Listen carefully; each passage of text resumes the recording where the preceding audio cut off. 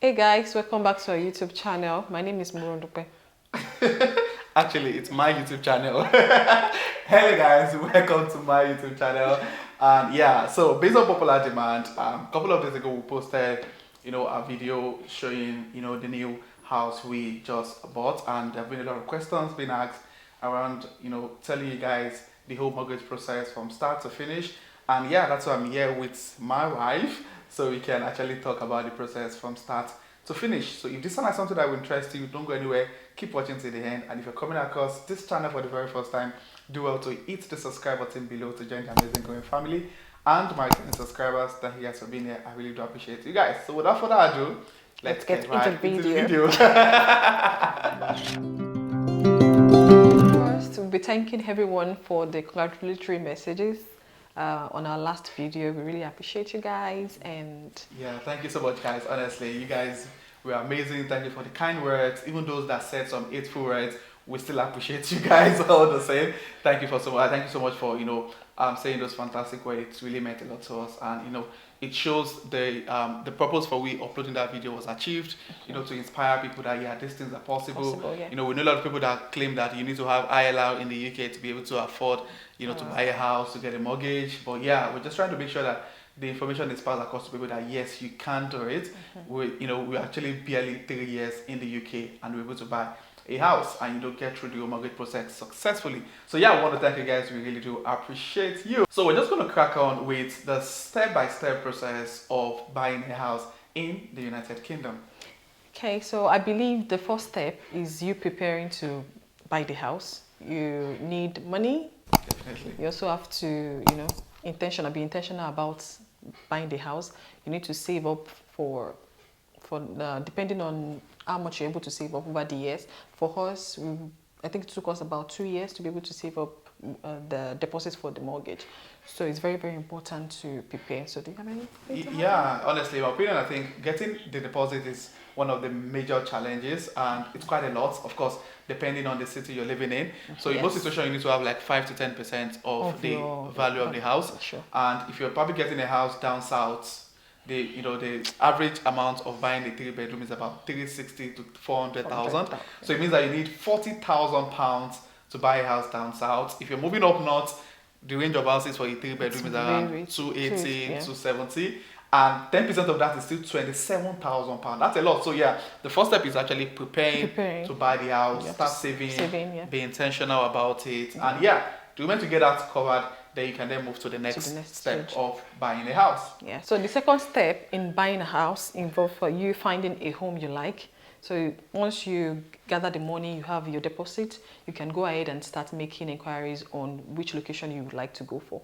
Are you going to maybe the southern part or the northern part of the UK? So that will be determined by you.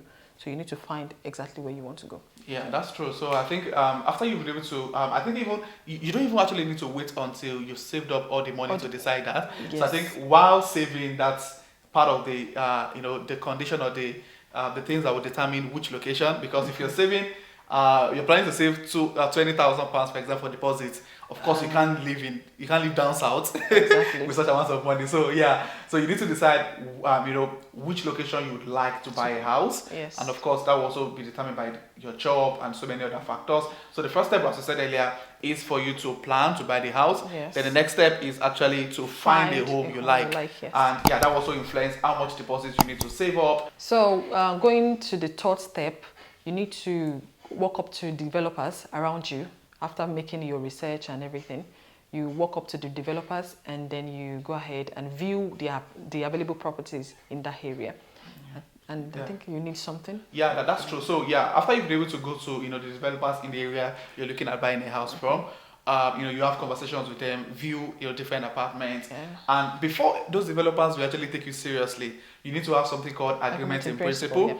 And the only way to get an agreement in principle is to contact a lender or a mortgage advisor to help you, confirm your affordability so they can determine how much you're able to get from the banks. So yeah, after you've saved up enough money, you've decided which particular location you want to buy a house, and you've come to do some viewings, you've seen the developers, you need to contact a mortgage advisor to help you, get your mortgage in principle. And for them to help you get your mortgage in principle, they need quite a number of documents from you that you need to provide. firstly they will ask, they want to confirm your income. Yes. And in most situations, if you're buying, just like we did, we bought a house together, so they have to like combine our income and then multiply it by 4.5 to confirm your affordability. So, for example, if I earn £40,000 and she earns £30,000, for example, the combine of that is 70,000. Then 70,000 times 4.5, whatever that value is the maximum amount of house that you can afford. Yes. And of course, they're going to subtract some other things. If you've got like children, they will take away your child care expenses and some other excesses basically. So so the next step is to actually go there. So when you confirm your affordability, you have enough money to buy the house, then you can then make an offer with the developer. Yes, and I believe that the agreement in principle is going to determine a lot of things. If you're going to be able to get that mortgage or not. That's true. Because on it will show the amount you are eligible. Exactly. The amount you can actually borrow. So. And it differs based on your income, just like you said. Yeah, that's true. So because any amount you have for your mortgage, for example, if your mortgage is supposed to be saying that you can only afford to buy a house of 300k, you can't start looking out for houses of 350, obviously. Unless you want to add more, I think you can add more deposits. Yeah, that's true. So unless you want to add more deposits, so some people decide to pay like 10%. In our own case, we decide to pay 15% deposit. So some people pay 10, some people pay 5, and of course, the lower your deposit, the more the interest rate, and also, the more the amount you need to borrow. Which I think, it's something you have to put into consideration. So so after you made an offer, then what is the next thing? So you go ahead and start with your mortgage process. You get your mortgage. Exactly. And then I think from there, they will give you more information. I mean, developers, they will give you more information about what you need to do. You meet up with some people. So I think even despite that you have agreement in principle, most of the developers, you need to talk to their own mortgage advisor. They need to do their own research and ensure that you are actually eligible. Exactly, to ensure that you actually have enough earning to be able to meet up with the financial obligation of getting the house. So for us, despite that we had our own mortgage advisor, we still had to contact the developer's mortgage advisor for them to do their checks all over again. Trust me, buying a house is a rigorous process. And then sometimes when we get emails from these developers, my wife is always like, Uncle, they've sent another email again. Every time. Email every time. Lots of documents. So after getting agreement in principle, you've seen a house that you like, you make an offer with the developer. And one thing I think you need to do is also talk to developers. They oftentimes have discounts. Yes, they do. They do some some 10,000. They might give you maybe cash. Is it cash back or pay part of your deposit? Some do that. Your mortgage deposit. Some do they call it deposit contribution. Yes. While some give you 5% discount. So you need to have that conversation with them while trying to make an offer. So after the developers, after they've checked your affordability, they'll go ahead and do a credit score check. So they will do that to know if you can go ahead and get a mortgage or not. So I think it's part of them actually confirming your affordability. So if they check your bank statement, check your pay slips, and see you can afford to buy a house. They also do a credit check. So the credit check is very important. Honestly, you need to try as much as possible to build your credit score. So so if you need me to actually make a video now to build your credit score, please state in the comment section. I think she actually going to be the one to do that because she had a credit score of 999 for so many years. For not so many years, for 2 years, thereabouts. And I had to quickly build mine up also so that we'll be able to match and be able to get the the mortgage. So after getting your credit score checked, you get your your agreement in principle. The developer confirms that you are eligible to buy the house. Then they require you to pay what is called a reservation fee. So the reservation fee differs really. It depends on the depends on the location and also the developer. Some charge £1,000 for your reservation fee, which 500, which of course will be taken off your deposit later. So so you need to pay the reservation fee. Now after you pay the reservation fee, now the next thing is to contact a solicitor. So of course you know what a solicitor does. They help with the legal part of the whole process.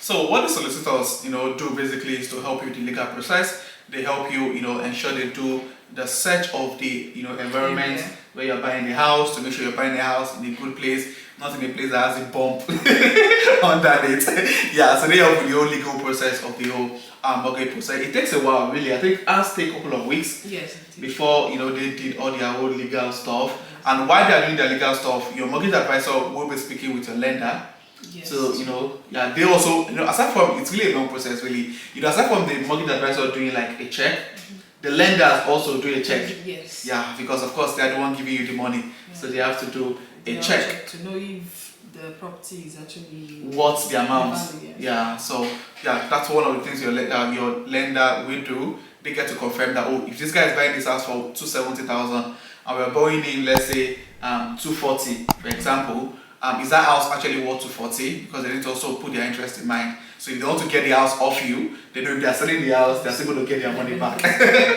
So your lender will definitely do all of those checks. So those checks with that your solicitor does, and also the lender, take a couple of weeks. I think for us it took about roughly about a month thereabouts for them to do all of those checks to get back to us that yes, the lender is happy to lend us the money, and the solicitors have done all of their checks, done their search, provided all the legal documents, survey, a lot of stuff. They just do their stuff really. Ours is just for us to get like email. Exactly. You don't really have much. Yeah, much of what they do. The only thing is just to pay them. So aside from saving for your deposit, you also need to save for the solicitor's fee. And also extra, there are some other charges. Yeah, other charges you have to pay for. Yeah, I'm probably going to do like a full video to talk about the exact cost implication, how much we paid on each of the process through the home mortgage application. So yeah, so solicitor's fee ranges between £1,500 to £2,000 depending on your location and amidst many other factors. So after the solicitors have done their checks, the lenders are happy to borrow you the money. Then the next step would be for you to like exchange contracts. Yes. Yeah. So before you do that, you must do something before you exchange contracts. You need to pay your deposit. Deposit. Yes. Yeah, you definitely. Need to get your money off you. Off you. So because the moment you exchange contracts, you're now legally binded to buy the house. So you can't back out. And I also need to mention that even after you paid your reservation fee, you have like a 14 days grace period. Oh yes. To change your mind. Yeah, we and actually did. Maybe you got something else. Yeah, exactly. Better offer. Actually, this is actually not the first house we're going to pay a reservation fee for. The first one we did, we had to I think on the 12th day or so, we had to change our mind. Yeah. So we changed our mind. We got back the reservation fee and we started looking for another place, which of course we ended up buying this particular house. So you have a grace period of 14 days after you've paid the reservation fee. So if you change your mind, you get it back. If you change your mind after 14 days, you might not get everything. Yeah, that kind of stuff. So yeah, but the moment to get to the level of exchanging contracts, so before you exchange contracts, you said you pay the deposit, and the moment you pay the deposit, you are legally binded. If you're going to back out, you're going to lose your deposit. Which, come on, you're going to lose 2 years of savings. It's not going to be nice. So yeah, you exchange contract, which is the next step, and the moment you exchange contract, the house, you're getting towards the end of the whole process. So you exchange contracts, and the moment you've transferred the money, for the exchange, the lawyer, your lawyer or your solicitor contacts the solicitor of the developer. Yes. And they get the contract exchanged. So all we do throughout the process is just to wait and get an email that the contract has been exchanged, and that's all we did really. So after the contract get exchanged and signed, the next thing is to talk about completion dates. Exactly. So the completion date is more like the day you are willing to move into the house. Yeah, that's true. So it differs really. So for the completion date, of course, as Duper said, it's the date you want to move into the house, because that's also going to be the date the bank is going to send the money to the developer, and they start your mortgage process. I mean, there's a mortgage process. They start charging you for their repayment. Yeah. So yeah, the completion date. So for us, I think we did our completion date for like a month, because we had like a contract on our, the accommodation we were renting, and I wanted to finish up before we move into this house. And of course, you don't want to pay rent and pay for mortgage at the same time during the same month. So yeah. And I think that also depends on when the building will be ready. Yeah, that's true. For new builds, maybe they're just building the house. Maybe the house is not ready. Or maybe you understand, like. Yeah. So it depends if the house is ready or not. If it's ready or not, because sometimes you might actually extend your completion date. Yeah, true. So yeah, they can actually extend completion dates. It depends on the kind of house you're buying. If the house is not completely done, your completion dates can take longer. If it is done already, then it might be shorter. It really depends on what kind of house you're buying and what the situation is at that time. So yeah, that was all the process we went through. So we decided on our completion date. You know, we got an email again and a document again from the solicitor saying that today is our completion and completion has been done. The bank has sent the money to them and they've sent the money to the developer and the payment is done. And that's going to be the date you start paying your repayments back for the mortgage. Yeah, so that's the whole process from the start of preparing to buy the house and eventually owning the house. Then on the completion date, you get your keys. So that's the point where they give you your keys, take nice pictures like we did, and yeah, that's the whole process through the mortgage application from start to finish. So yeah, we probably might have skipped some things, but if you have any question around what we've said, please put in the comment section. If you want us to make a video on the cost implication, the exact amount we've spent from the start of the process down to the finish, and also the cost that we have to incur after the completion, please state in the comment section. And yeah, I hope you find this video resourceful. If you do, click on the like button, and if you're coming across this channel for the very first time, please do also hit on the subscribe button to join the amazing Korea family. And our returning subscribers, thank you guys for being here. I really do appreciate you guys. So this will be the end of this video, and I'll see you guys in the next video. Thank you.